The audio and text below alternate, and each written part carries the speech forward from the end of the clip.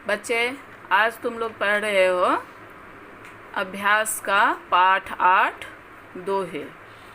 जिस तरह से ज्ञान सागर में दोहे तुमने पढ़ा, तो उसके आधार पर अभ्यास सागर में तुम लोग दोहे से संबंधित जो भी इसमें व्याकरण से संबंधित प्रश्न है उसे पढ़ोगे। तो व्याकरण में तुम्हें आज पढ़ना है अलंकार। ऊपर तुम लोग देख रहे हो अलंकार। अलंकार में उत्प्रेक्षा, श्लेष, यमक, अतिशयोक्ति, 4 अलंकार तुम लोगों को पढ़ना है इसमें।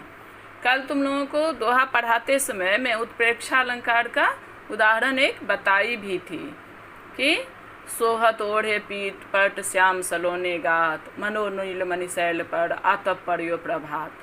तो उत्प्रेक्षा अलंकार का बहुत सुंदर वो उदाहरण है। तो आज तुम लोग इसमें 4 अलंकार पढ़ोगे। इससे पहले एक चैप्टर में तुम लोग अनुप्रास, उपमा और श्लेष, अनुप्रास और उपमा पढ़ चुके हो। तो इसमें उत्प्रेक्षा, श्लेष, यमक और अतिशयोक्ति 4 अलंकार तुम लोगों को पढ़ना है। तो सबसे पहले तुम लोग ये समझो कि अलंकार क्या है, वो मैं तुम लोगों को बता चुकी हूँ।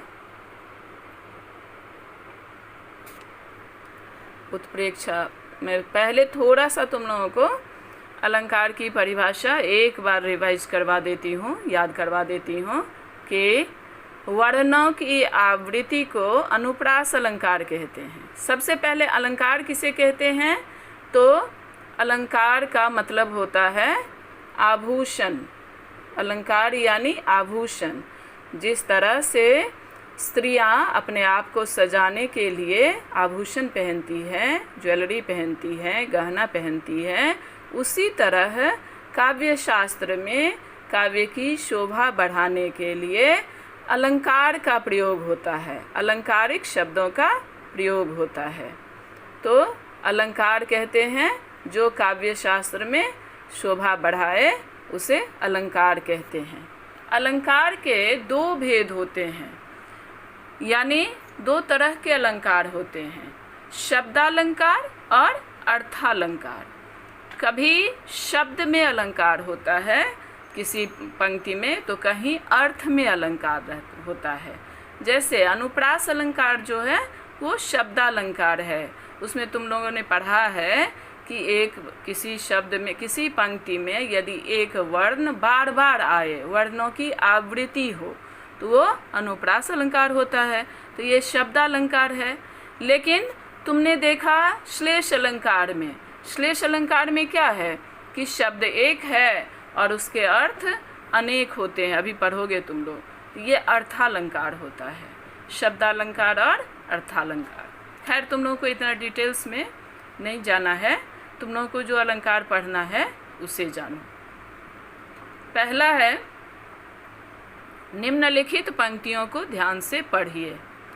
सोहत ओढ़े पीत पट श्याम सलोने गात, मनोनील मणिशैल पर आतप पर्यो प्रभात। ऊपर दी गई पंक्तियों में कहा गया है कि श्री कृष्ण ने अपने श्यामल शरीर पर पीला वस्त्र ओढ़ा हुआ है।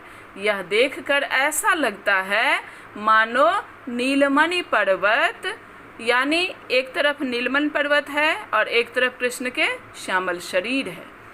पर नीलमणि पर्वत पर सुबह की धूप, यहाँ सुबह की धूप और पीत पट यानी पीला वस्त्र, दोनों को एक तरह माना गया है। पड़ रही हो, यानी ऐसा लगता है मानो नीलमणि पर्वत पर सुबह की धूप पड़ रही हो, जैसे कृष्ण के श्यामले शरीर पर पीले वस्त्र पड़े हैं। यहाँ रंग की समानता के कारण श्यामल शरीर में नीलमणि पर्वत तथा पीले वस्त्रों में धूप की संभावना की गई है। अतः यहाँ उत्प्रेक्षा अलंकार है। मैंने कहा था कि उत्प्रेक्षा अलंकार में संभावना प्रकट की जाती है, कल्पना की जाती है, मनो मानो जनु में से कुछ भी लगा रहता है। ये उत्प्रेक्षा अलंकार होता है। इसे तुमने पुस्तक में पढ़ा है, इसे यहाँ दिया हुआ है। अब देखो अगला, उत्प्रेक्षा अलंकार की परिभाषा। जहाँ रूप, गुण, आदि की समानता के कारण उपमेय में उपमान की संभावना या कल्पना की जाए, वहाँ उत्प्रेक्षा अलंकार होता है। यानी उत्प्रेक्षा अलंकार में क्या होता है कि रूप और गुण दोनों में समानता होने की संभावना होती है। समानता पूर्णतः होती नहीं है। उसमें क्या होता है, उपमेय में उपमान की संभावना या कल्पना की जाती है।